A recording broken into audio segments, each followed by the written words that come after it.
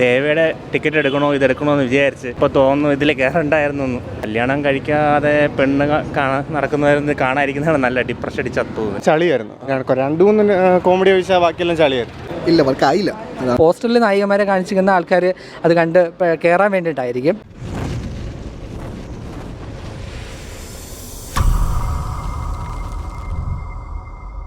ഇവിടെ വന്നപ്പോൾ ദേവയുടെ ടിക്കറ്റ് എടുക്കണോ ഇതെടുക്കണോന്ന് വിചാരിച്ച് ഇപ്പോൾ തോന്നുന്നു ഇതിൽ കയറണ്ടായിരുന്നു. മൂവി വലിയ രസമില്ല ചേട്ടാ. കല്യാണം കഴിക്കാതെ പെണ്ണ് നടക്കുന്നവരെന്ന് കാണാതിരിക്കുന്നതാണ് നല്ല ഡിപ്രഷൻ അടിച്ചത്തു. മൂവി ഭയങ്കര ലാഗാണ്, നമുക്ക് ഒന്നും റിലേറ്റ് ചെയ്യാൻ പറ്റത്തില്ല. ഹ്യൂമറൊന്നും വർക്കാവാത്ത ഹ്യൂമേഴ്സാണ്, ഭയങ്കര ബോറാണ്, കൊള്ളത്തില്ല. ഒന്നുമില്ല, എനിക്കത് വിനീത് ഓവർ ആക്ടിങ്ങാണ്, അത് എല്ലാം ഇഷ്ടപ്പെട്ടില്ല കേട്ടോ. പോരെ അഭിനയം കൊള്ളെന്ന് പറഞ്ഞാൽ കുറേയൊക്കെ ചളിയായിരുന്നു. 2-3 കോമഡി ഒഴിച്ചാൽ ബാക്കിയെല്ലാം ചളിയായിരുന്നു. ഇത് പറയത്തക്ക അങ്ങനൊന്നുമില്ല. പടം പോരെ. വിനീത് ഒരു പറ്റാത്ത റോള് പോലെ തോന്നി, ചേരാത്ത റോള് പോലെ തോന്നി. കണ്ടുകൊണ്ടിരിക്കാൻ കൊള്ളാം, രസമുള്ള പടമാണ്, കണ്ടുകൊണ്ടിരിക്കാം. വിനീതിൻ്റെ നല്ല നല്ല അഭിനയമാണ്, കൊള്ളാം, ബോറടിക്കത്തില്ല, നല്ല കോമഡിയാണ്. നല്ല പടം കാണാം, കണ്ടിരിക്കാം. കോമഡി, ഫുൾ കോമഡിയാണ്.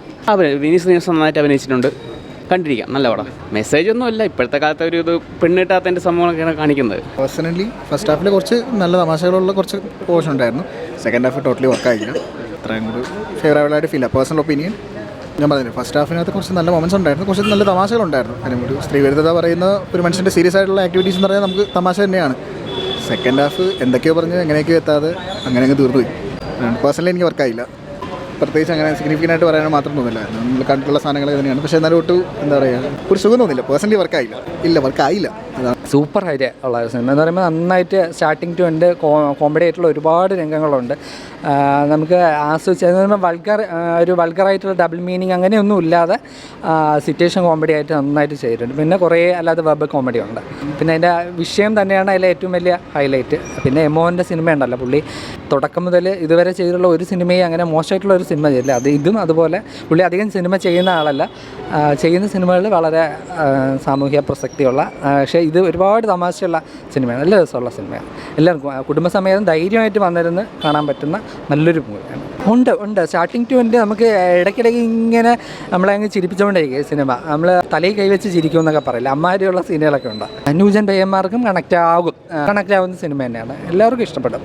മെസ്സേജ് നമ്മുടെ ഈ കല്യാണം ആലോചിക്കുമ്പം ഒരുപാട് കണ്ടീഷൻസൊക്കെ പറയുന്ന ആൾക്കാരുണ്ടല്ലോ, അതാണ് ഒരു തമാശ രൂപേണ കാണിച്ചിട്ടുള്ള അങ്ങനത്തെ ഒരു സിനിമ. വിനീതിൻ്റെ കുറേ നാളിന് ശേഷമാണ് ഈ ഒരു മുഴുനീള വേഷത്തിൽ കാണുന്നത്. വിനീത് അത് പൊളിച്ചിട്ടുണ്ട്, നന്നായിട്ട് ചെയ്തിട്ടുണ്ട്. പിന്നെ വിനീതിൻ്റെ അച്ഛനമ്മ, പിന്നെ ഫാമിലിയിൽ അഭിനയിക്കുന്ന കുറേ പേര്, പൂജ മോഹൻരാജ്, പിന്നെ അച്ഛനായിട്ട് മറ്റേ കുഞ്ഞികൃഷ്ണൻ പുള്ളിയാണ്.